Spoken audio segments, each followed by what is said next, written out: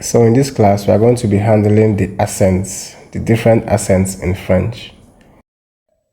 In French, we have l'accent aigu. It looks like this. For example, if you want to say télévision, l'accent aigu is used like this. We are also going to be looking at the l'accent grave. This is kind of the opposite of accent aigu. Accent aigu faces right while l'accent grave faces left. Par exemple, système. This marking is the accent grave. We are also going to be looking at the l'accent circonflexe. For example, if you look at the word haste is spelled at. So this marking on top of A is the accent circonflexe. We're also going to be looking at the trema. For example, if you're looking at the word or the name Joël to be, look at this dot, this double dots on top of E. This is the trema. Finally, we are going to be looking at Cedille, l'accent Cedille, mostly seen in the letter C like this. So this is the Cedille, this marking under C. Let's proceed. So we are going to be starting with the l'accent aigu. So l'accent aigu ne se place qu'au-dessus des E. On l'utilise pour distinguer la prononciation du E comme bête, made, de celle du E comme bête, head. Let's proceed. On l'utilise aussi pour former les participes passés du verbe en ER. Par exemple, manger, arriver, voyager. Ça vous dit quoi? What am I trying to say? L'accent aigu is only placed on top of the E letter, the E letter. Only on the E letter. One uses it for distinguishing between the pronunciation of the sound A, like bait, made, from the pronunciation of like bet and head. It is also used for forming the participe passé of the verbs ending in ER. For example, manger, arriver, voyager. We are going to come back to the l'accent aigu. For now, let's look at the l'accent grave. L'accent grave comme ça. Donc, on l'utilise pour distinguer certains homonymes comme la, de la, ou, de ou. Il est aussi utilisé pour marquer la prononciation de E comme père, mère. Il est utilisé aussi pour marquer les prépositions de lieu, particulièrement dans le cas de A, avec A comme ça. Ça vous dit quoi? What am I trying to say? Number one usage. It is used for distinguishing between certain homonyms. For example, la and la. La here means the, while la here, which is somewhat of a preposition, could be there. So they sound the same, but to distinguish it, you use the accent grave. La avec l'accent grave signifies there most of the time. Then also you have ou and ou. The first ou here means or, that is this or that. Then the second one here means where. So accent grave has adequately distinguished between ou and ou. Use number 2. It is used to differentiate between the pronunciation of e, as in père and mère.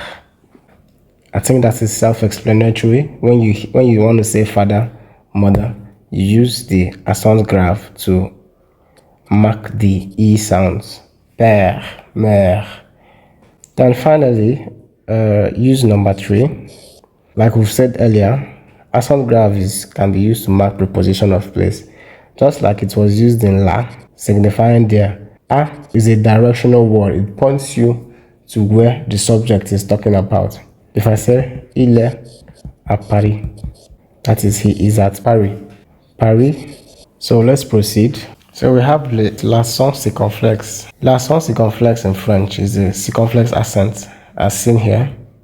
Donc, il s'apparaît au-dessus des voyelles comme A, E, I, O, U.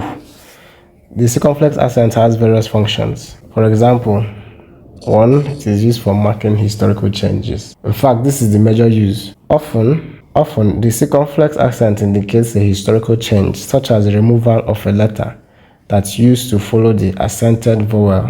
For example, forêt. If you look at the word forêt, it is kind of a no-brainer that it was cut from the word forest. Because of the exclusion of S, you use circumflex to indicate this historical change.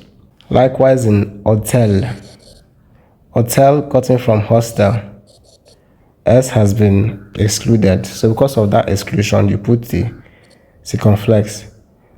Likewise, isle, S has been removed, hence the use of circumflex. Then hospital used to be hospital. S was removed, hence it's becoming hospital with the circumflex on O. Here we have the trema. So the trema is primarily used in French to show that two adjacent vowels should be pronounced distinctly, rather than forming a single sound. It can be found on O, R, E.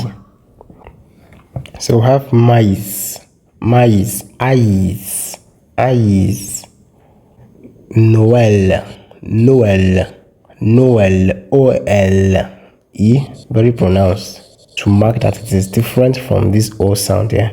Joel, E is distinct from the O sound. Joel is that extra stress that warrants this tremor. So that's that. Finally, we have the cedille. Cedille est placé sur un C pour noter les sons S devant les voyelles A, O et U.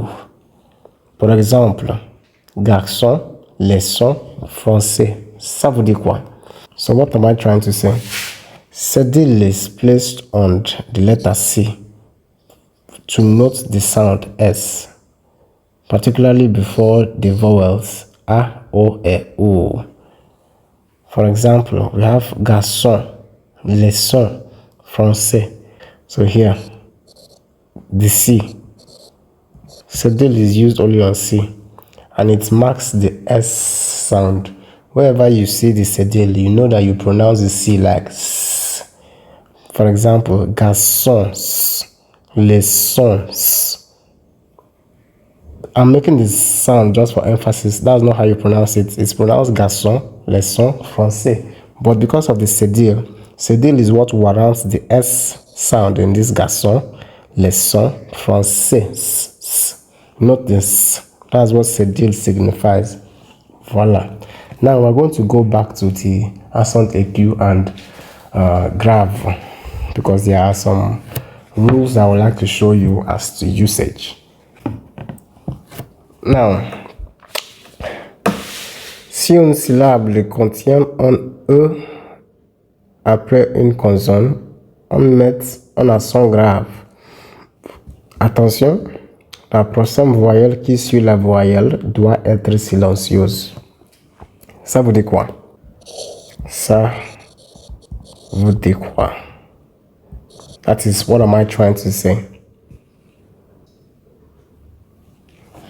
So, if a syllable contains the E sound, the letter E, after a consonant, we put the accent grave on the E sound. Attention, the next vowel sound after the E must be silent. Look at père. Père is one syllable.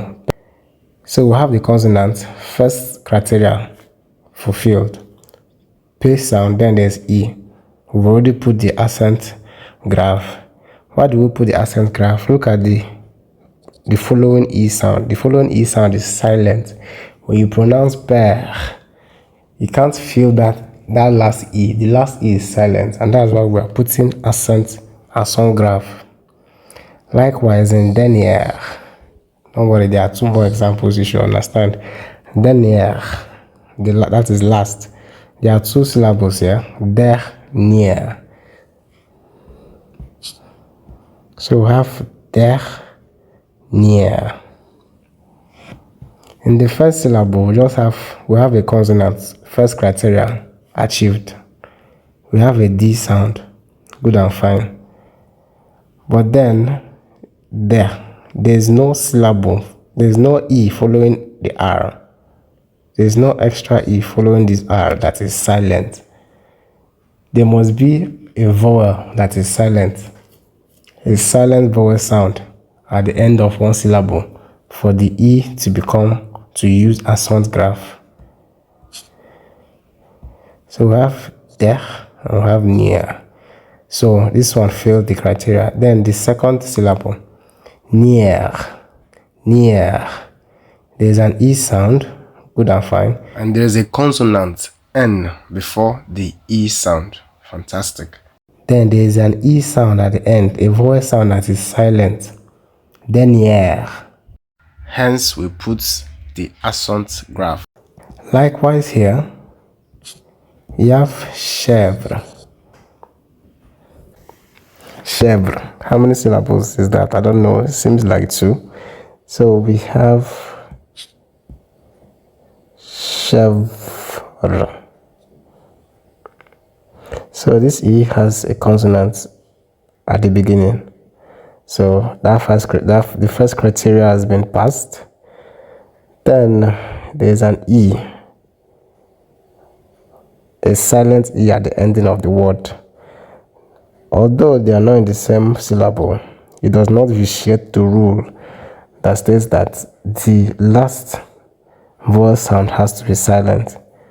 So that rule in particular it occurs irrespective of which syllable, provided that there is a silent vowel very close by after the first E sound. Chèvre, the silent is quite close. So we put an accent graph. So finally we have mystère. This one falls into the rule quite comfortably. So we have mystère.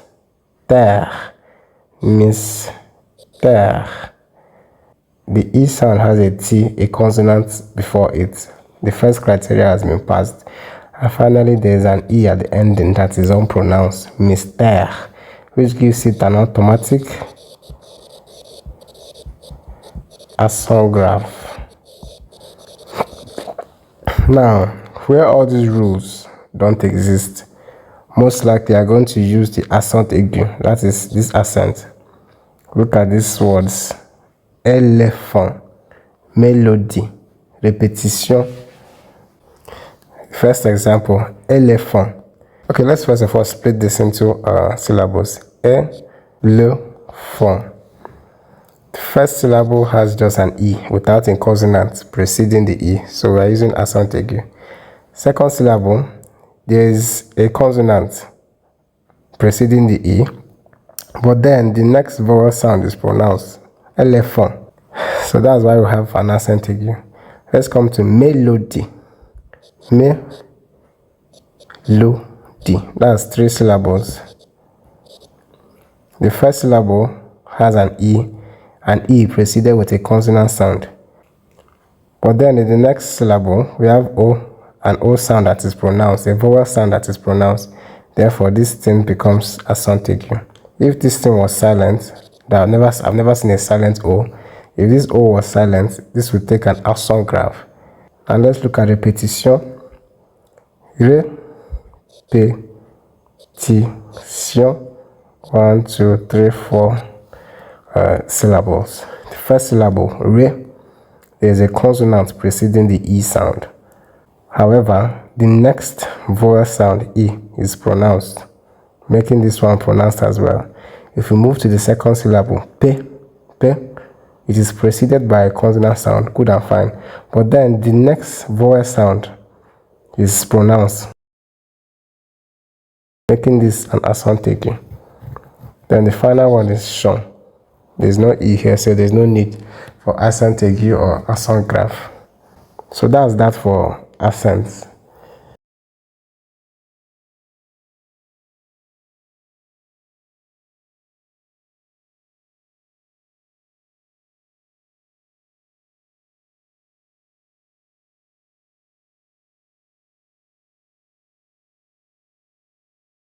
I